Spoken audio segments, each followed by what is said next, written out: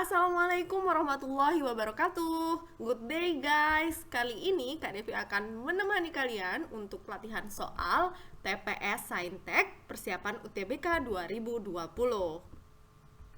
Oke, kita langsung saja ke soal matematika dasar. Soal nomor 1. Jika A kurang dari sama dengan B dan B sama dengan C, relasi manakah di bawah ini yang tidak tepat? Oke, Kak Devi beri waktu kalian 1 menit untuk pause videonya dan kerjakan soalnya ya. Nah, bagi kalian yang sudah mengerjakan, kita cek jawaban kalian bersama. Yang paling penting di soal ini adalah kita tahu bahwa A kurang dari sama dengan B dan B sama dengan C, maka kita dapat menuliskan pertidaksamaannya menjadi A itu kurang dari sama dengan C. Kenapa? Karena nilai B sama dengan nilai C, sehingga posisi B dapat digantikan dengan posisi C. Oke, sekarang kita lihat jawaban A ya. Jawaban A itu kedua ruas sama-sama dikurangi 3. Apabila ruas kiri dan ruas kanan dikurangi dengan bilangan yang sama, maka tanda pertidaksamaannya akan tetap. Sehingga jawaban A merupakan relasi yang tepat. Oke, kita lanjut ke jawaban B. Pada jawaban B, kedua ruas dikali 5. Apabila kedua ruas yang dihubungkan dengan tanda pertidaksamaan dikalikan dengan suatu bilangan positif, maka tanda pertidaksamaannya tidak akan berubah, sehingga jawaban B relasinya masih tepat. Selanjutnya kita lihat jawaban C. Jawaban C, kedua ruas dikurang C. Apabila kedua ruas dari suatu pertidaksamaan dikurangi dengan bilangan yang sama, maka tandanya juga tidak akan berubah, sehingga jawaban yang C masih tepat. Kita lanjut ke jawaban D. Kedua ruas sama-sama ditambahkan dengan C. Nah, ini agak sedikit beda, ruas kanannya dirubah menjadi 2B. Dapat kita tuliskan seperti ini apabila kedua ruas ditambahkan dengan C. A ditambah C kurang dari sama dengan C ditambah C. Atau bisa kita tuliskan A ditambah C kurang dari sama dengan 2C. Karena posisi C dapat digantikan dengan B, begitupun sebaliknya, maka kita dapat tuliskan A ditambah C kurang dari sama dengan 2B. Nah, berarti jawaban D merupakan relasi yang tidak tepat karena tandanya berubah. Sehingga jawaban dari soal nomor 1 adalah D. Lanjut ke soal nomor 2. Diketahui Fn sama dengan 3 log 4 dikali 4 log 5 sampai dikalikan dengan n-1 log n. Jika A1 dan A2 adalah penyelesaian dari persamaan FA ditambah FA kuadrat sampai dengan ditambah FA pangkat 9 sama dengan FA dikali FA pangkat 5, tentukan A1 dikali A2. Oke, kalian punya waktu 1 menit untuk mengerjakan soal ini. Apabila sudah, kita cocokkan jawabannya. Oke, kita mulai membahas soal ini ya, dan kalian bisa mencocokkan jawaban yang kalian temukan. Kita lihat fungsi ini kelihatannya bentuknya rumit ya, tapi sebenarnya kalau kalian ingat sifat logaritma ini, maka fungsi Fn tadi bisa disederhanakan bentuknya. A log B dikali B log C itu sama dengan A log C. Untuk mengingat sifat ini, jadi kalian bisa coret angka kembar yang berdekatan. Berarti Fn-nya bisa kita perlakukan yang sama dengan sifat ini. Oke, jadi kita bisa tulis Fn sama dengan 3 log n. Oke, kita lanjut ke inti permasalahan di sini adalah kita harus mencari A1 dan A2 dari persamaan ini.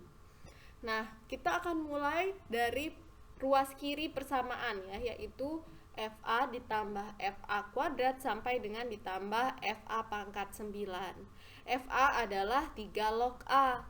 FA kuadrat adalah 3 log A kuadrat, maka FA pangkat 9 adalah 3 log A pangkat 9. Jadi kalian tinggal substitusikan A ke 3 log N, kemudian A kuadrat ke 3 log N, dan seterusnya.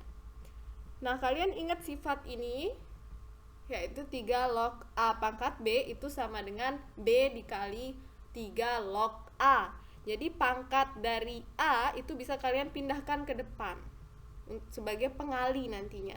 Jadinya misalnya 3 log A kuadrat, berarti 2-nya pangkat 2-nya itu bisa pindah ke depan sehingga dapat ditulis 2 kali 3 log A, sehingga kita bisa tulis seperti ini. Nah, ini kan semua udah sama ya, sama-sama 3 log A, cuma koefisiennya ada yang 1, 2, 3 sampai dengan 9. Kalau dijumlahkan bisa ditulis seperti ini. Sekarang kalian tinggal menjumlahkan koefisien dari 3 log A, yaitu 1 ditambah 2 ditambah 3 sampai dengan ditambah 9. Nah, itu hasilnya adalah 45. Sehingga kita bisa tulis FA ditambah FA kuadrat sampai dengan ditambah FA pangkat 9 itu adalah 45 dikali 3 log A. Oke, kita kembali ke persamaan awal yang ada di soal. Maka kita bisa tulis seperti ini. 45 dikali 3 log A sama dengan FA dikali FA pangkat 5.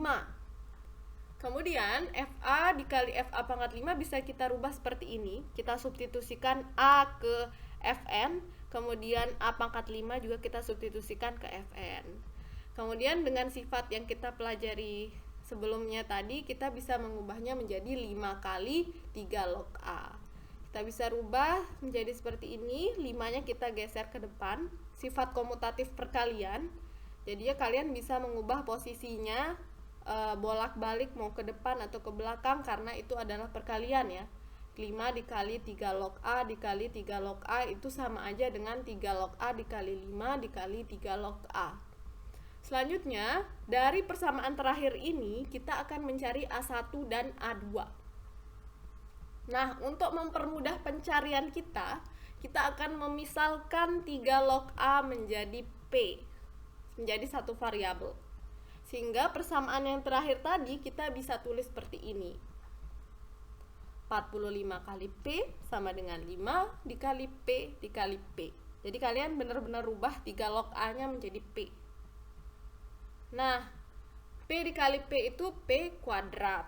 Kemudian kedua ruas itu sama-sama bisa habis dibagi 5. Jadi kita bisa tulis 45 dibagi 5 itu 9, 5 dibagi 5 1, sehingga persamaannya menjadi ini.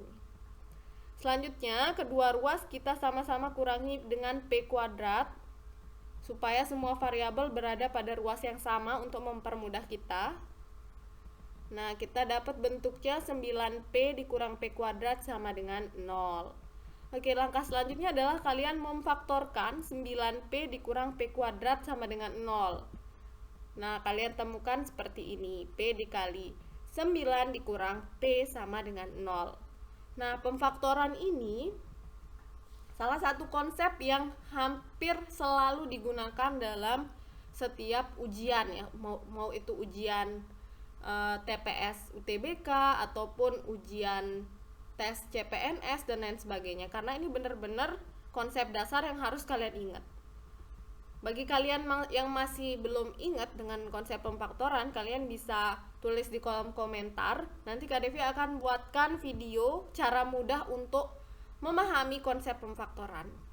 Oke, kita lanjut dulu. Apabila kita sudah menemukan P dikali 9 dikurang P sama dengan 0, maka kita tahu ada dua kemungkinan P, yaitu P sama dengan 0 atau P sama dengan 9.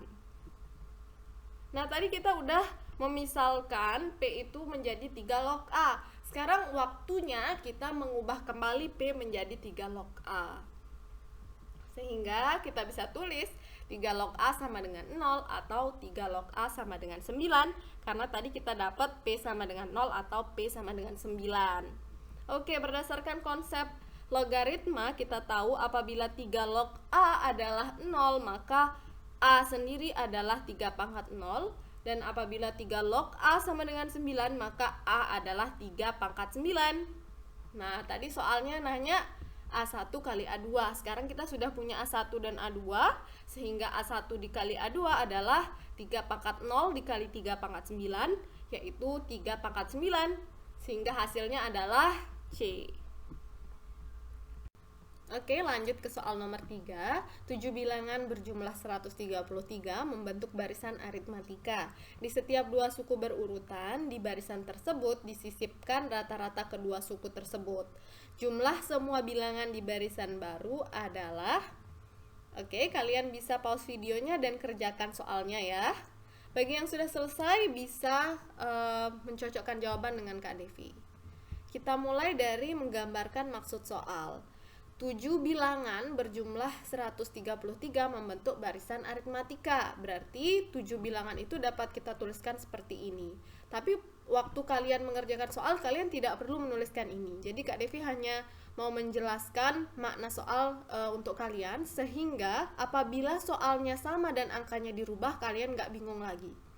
Jadi maksudnya menyisipkan sebuah bilangan yang merupakan rata-rata dari dua bilangan berurutan itu seperti ini. Jadi kalian sisipkan satu bilangan di antara suku pertama dan kedua, di antara suku kedua dan ketiga, sampai di antara suku keenam dan ketujuh. Yang disisipkan adalah rata-ratanya.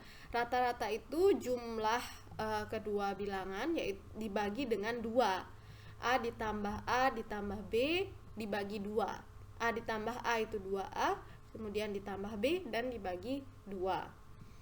Begitupun dengan sisipan lainnya. Oke. Kemudian kita lihat yang ditanyakan soal adalah jumlah semua bilangan di barisan baru. Jumlah berarti ditanyakan SN-nya. Kalian ingat rumus SN itu adalah N/2 dikalikan dengan A ditambah UN. Nah, tapi N di sini adalah banyaknya bilangan baru ya, banyaknya bilangan pada barisan baru. Kalau pada barisan lama itu kan ada 7 ya. Sekarang pada barisan baru setelah disisipkan sebuah bilangan di antara dua suku yang berurutan, maka jumlahnya ada berapa? Nah, kita lihat sekarang apabila Kak Devi punya 3 lingkaran, kemudian kita sisipkan sebuah lingkaran di antara dua lingkaran yang berurutan, berarti seperti ini kan? Berarti sisipannya ada 2. Kalau awalnya ada 3 lingkaran, maka sisipannya ada 2. Berarti kalau ada 4 lingkaran, sisipannya ada 3. Maka kalau ada 7 bilangan, sisipannya ada 6. Maka ada 6 tambahan suku baru. Berarti barisan baru memiliki 13 suku. Kenapa 13 suku? Karena tadi barisan lama punya 7 suku, ditambah dengan 6 suku baru, jadinya ada 13 suku. Maka yang ditanyakan soal adalah S13, yaitu 13/2 dikalikan dengan A tambah UN. A dengan UN dari barisan baru itu sama dengan A dengan UN pada barisan lama. UN itu suku yang paling terakhir ya, U7 dalam barisan lama dan U13 pada barisan baru. Nah, gimana cara mencari A dan UN? Maka kita lihat apa yang diketahui soal di atas, yaitu 7 bilangan berjumlah 133. Maka S7 atau 7 bilangan itu berjumlah 133 dapat dituliskan seperti ini. Kemudian kedua ruas sama-sama dikali dengan 2/7, atau bahasa simpelnya supaya kalian ingat itu 7/2-nya pindah ruas ke kiri berubah menjadi 2/7. Sehingga 133 dikali 2 kemudian dibagi 7 hasilnya adalah 38. Oke, kita udah ketemu A ditambah UN adalah 38 ya. Nah, berarti S13 adalah 13 dibagi 2 dikali 38. Jadi hasilnya adalah 247. Maka jawabannya adalah C. Soal nomor 4. Perhatikan sistem persamaan yang diberikan, kemudian tentukan nilai X dikali Y. Oke, bagi yang mau belajar bisa pause videonya dan kerjakan soalnya. Nah, kita akan bahas sekarang bagaimana cara menentukan nilai X dikali Y. Tentunya kita harus tahu dulu berapa X dan berapa Y-nya. Kita lihat dari kedua persamaan tersebut kita belum bisa melakukan eliminasi ya maupun substitusi. Untuk itu kita akan rubah dulu persamaan yang kedua menjadi seperti ini. Ini namanya kita memfaktorkannya. Jadi 4X dikurang 9Y sama dengan 64 dapat kita faktorkan menjadi A2 akar X ditambah 3 akar Y dikalikan dengan 2 akar X dikurang 3 akar Y itu sama dengan 64. Kak Devi jelasin dulu bagi yang belum mengerti. Bagi yang sudah ngerti mungkin bisa di skip videonya, dipercepat ya. Oke, jadi kalau kalian punya A kuadrat dikurang B kuadrat, itu dapat kalian faktorkan menjadi A ditambah B dikali A dikurang B. Jadi yang awalnya A kuadrat setelah difaktorkan menjadi A, yang awalnya B kuadrat setelah difaktorkan jadi B. Jadi kalau kita punya X kuadrat dikurang 4Y kuadrat, itu bisa kalian faktorkan menjadi X ditambah 2Y. Kenapa 2Y? Karena akar 4 itu 2, akar Y kuadrat itu Y. Nah, seperti itu. Terus yang dikurung satunya X dikurang 2Y. Kemudian kalau kita punya 4X dikurang 9Y, akar dari 4 itu 2, akar dari X, akar X. Kemudian akar dari 9 itu 3, akar dari Y tentunya akar Y. Sehingga bentuk 4X dikurang 9Y dapat difaktorkan menjadi 2 akar X ditambah 3 akar Y dikalikan dengan 2 akar X dikurang 3 akar Y. Oke, kita lanjut ke bentuk yang terakhir kita dapatkan. Kita lihat 2 akar X ditambah 3 akar Y itu sama dengan 16. Sehingga 16 dikali 2 akar X dikurang 3 akar Y itu sama dengan 64. Maka 2 akar X dikurang 3 akar Y adalah 4. Kenapa 4? Karena 16 dikali berapa yang hasilnya 64? Tentunya 16 dikali 4. Sehingga 2 akar X dikurang 3 akar Y adalah 4. Oke, sekarang kita bisa fokus ke persamaan ini dan persamaan pertama tadi. Kita bisa tulis ulang. Nah, untuk saat ini kita bisa melakukan eliminasi. Boleh dieliminasi 2 akar X-nya atau dieliminasi 3 akar Y. Kak Devi pilih mengeliminasi variabel Y ya, sehingga kalau kita pilih mengeliminasi variabel Y, kita akan menjumlahkan kedua persamaan tadi. 2 akar X ditambah 2 akar X hasilnya adalah 4 akar X. Positif 3 akar Y ditambah negatif 3 akar Y adalah 0. Kemudian 16 ditambah 4 adalah 20. 4 kali akar X sama dengan 20. 4 kali berapa yang hasilnya 20? 5. Berarti akar X sendiri adalah 5. Jika akar X adalah 5, berarti X berapa? Akar dari berapa yang hasilnya 5? Tentunya 25. Oke, kita sudah dapat X-nya 25, maka untuk mencari Y, kita akan mensubstitusikan X sama dengan 25 ke persamaan 1 atau ke persamaan 2. Kak Devi pilih persamaan 2 yang lebih simpel bentuknya, sehingga kita bisa mensubstitusikan X sama dengan 25 ke sana ya. Jadi 4 kali 25 dikurang 9Y itu sama dengan 64. 4 kali 25 itu 100. Kemudian 100 dikurangi 64 itu tentunya adalah 9Y. Maka 9Y adalah 36. 9 dikali berapa yang hasilnya 36? 9 dikali 4, sehingga Y adalah 4. Kita sudah dapat X dan Y, sehingga kita bisa mencari X kali Y. X kali Y adalah 25 dikali 4, yaitu 100. Jadi jawabannya adalah A.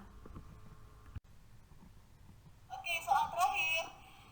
Jika Q lebih dari 1 dan kurang dari 2, maka semua nilai X yang memenuhi pertidaksamaan X kuadrat kurang 6X per negatif X kuadrat ditambah 2QX dikurang 5 itu lebih dari 0. Oke, bagi yang mau belajar bisa pause videonya dan kerjakan soal ini sesingkat-singkatnya. Oke, kita lanjut. Bagi yang sudah bisa lihat pembahasan ini. Pertama kita tulis dulu pertidaksamaannya. Kita lihat di sini bentuk pertidaksamaan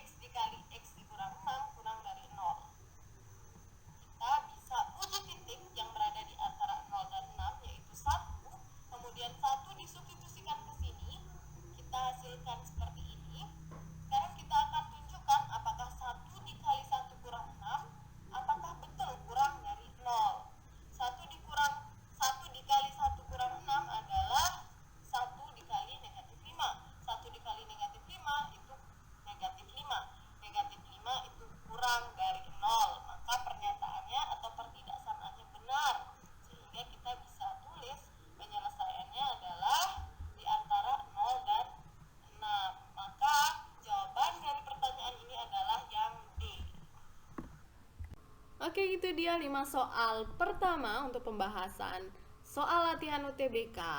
Bagi kalian yang belum subscribe, jangan lupa subscribe. Dan nantikan video selanjutnya, jangan lupa tekan notifikasi belnya agar kalian tidak ketinggalan. Dan jangan lupa share ke teman-teman kalian agar semakin banyak teman-teman kalian yang bisa belajar di rumah. Sekian untuk hari ini. Assalamualaikum warahmatullahi wabarakatuh.